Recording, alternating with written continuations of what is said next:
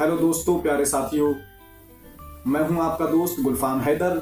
आप देख रहे हैं हमारा चैनल AR News 11, जहां मिलती रहती हैं नई नई अपडेट्स। जैसा कि आप सबको मालूम है कि प्राइवेट लिमिटेड कंपनियों में किस तरह से काम होता है और क्या क्या काम होता है। देखिए, पहली चीज तो यह है कि प्राइवेट लिमिटेड कंपनियां ऐसी कंपनियां हैं कि उनसे अमीरों को तो फायदा पहुंचता ही पहुंचता है, लेकिन गरीबों का भी बहुत सारा फायदा है। गरीब लोगों को भी बहुत सहूलियत मिलती है, बहुत सारे फायदे मिलते हैं।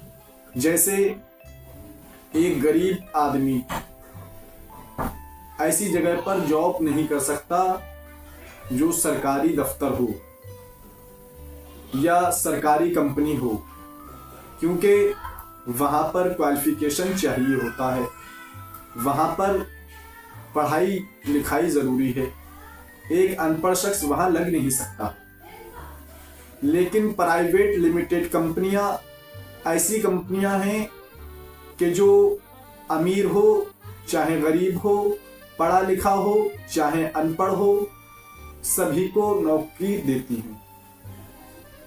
उसमें ये नहीं कि आपको ज्वाइनिंग फीस देना होगी या आपको कोई क्वालिफिकेशन दिखाना होगा, रिज्यूम दिखाना होगा, मार्कशीट दिखाना होगी। ऐसी कोई ज़रूरत नहीं पड़ती। प्राइवेट लिमिटेड कंपनियां ऐसी कंपनियां हैं जो बगैर क्वालिफिकेशन के, बगैर किसी ज्वाइनिंग फीस के हमें नौकरी देती हैं।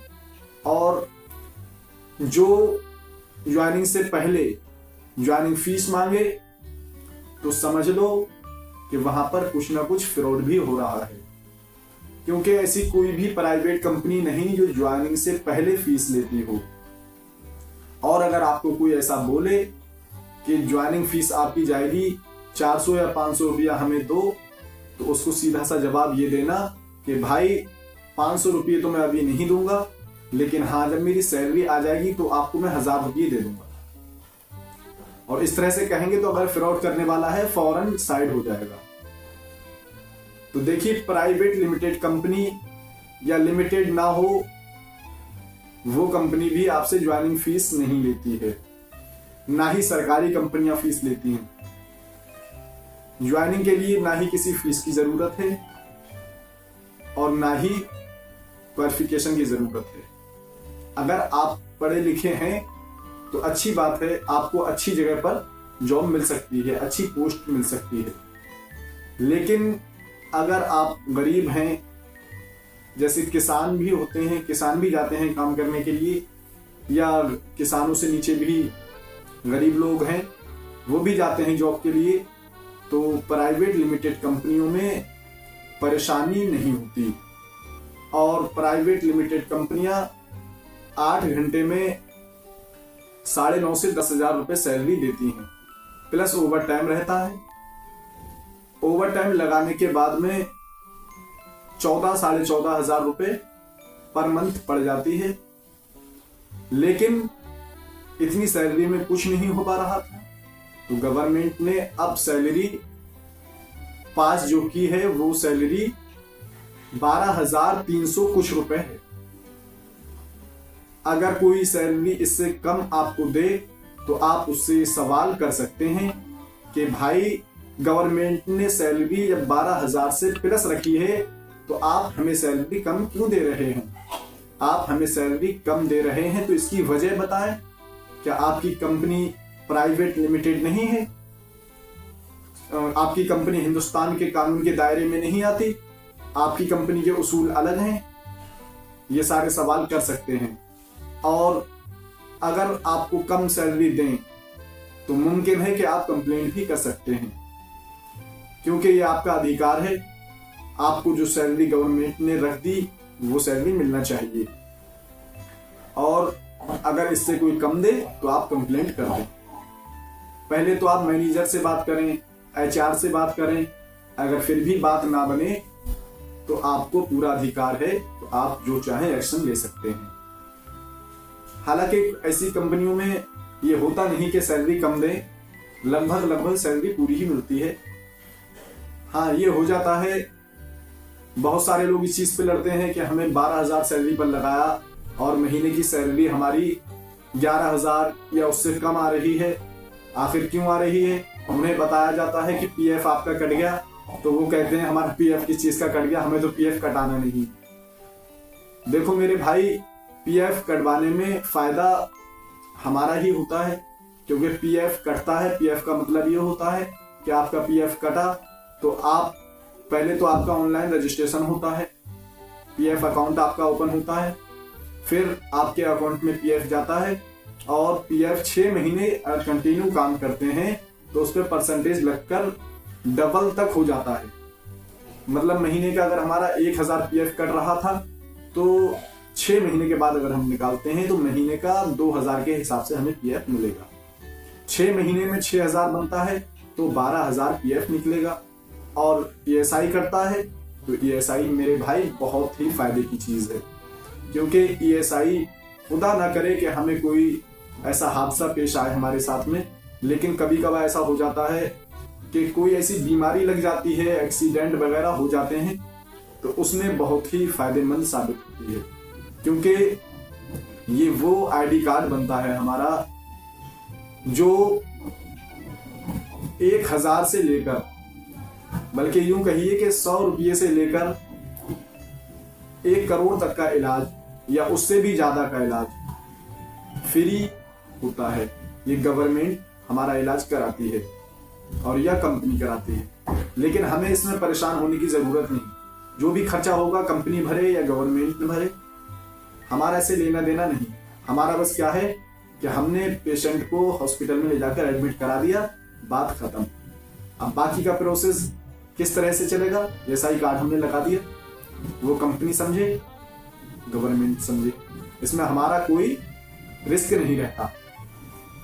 नहीं तो पता ही चलता है कि प्राइवेट कंपनियों में काम करने वाला एक गरीब आदमी जो कि साल के 10,000 बचाता भी नहीं और घर में कोई बीमार हुआ 50,000, 1 लाख, 2 लाख उसके खर्चे में आ गए, तो पता ये चलता है जितना कमाया था उससे भी ज्यादा चला गया। तो इसलिए पीएफ कटना जरूरी है कि पीएफ से हमारा फायदा क्या है कि 6 महीने में डबल हो जाता है, और डबल के बाद में अगर हम ज्यादा काम करते हैं, जो सालों साल काम करते हैं, 4-6 साल लगातार काम करते हैं, तो पता ये चलता है कि उनके घरों में कई सारी शादियां उनके पीएफ से हो जाती हैं। बाकी जो कमाते हैं वो उनका बच जाता है। तो पीएफ इतनी जरूरी चीज है। और ईएसआई आपको मैंने बताया कि ईएसआई से इतना फायदा है कि आपके घर में कोई अगर बीमार हो जाए तो उसका इलाज कंपनी फ्री कराती है। यहाँ तक कि अगर आपके घर में कोई लेडीज है, उसका आपने नाम ऐड करा दिया है, जैसे आपकी पत्नी अगर है और आपने उसका नाम ऐड करा दिया है, आप कंपनी में काम करते हैं, तो आपका इलाज फ्री, आपकी पत्नी का इलाज फ्री। अगर आपके छोटे बच्चे हैं जो नाबालिग हैं, उनका भी इलाज फ्री होता है।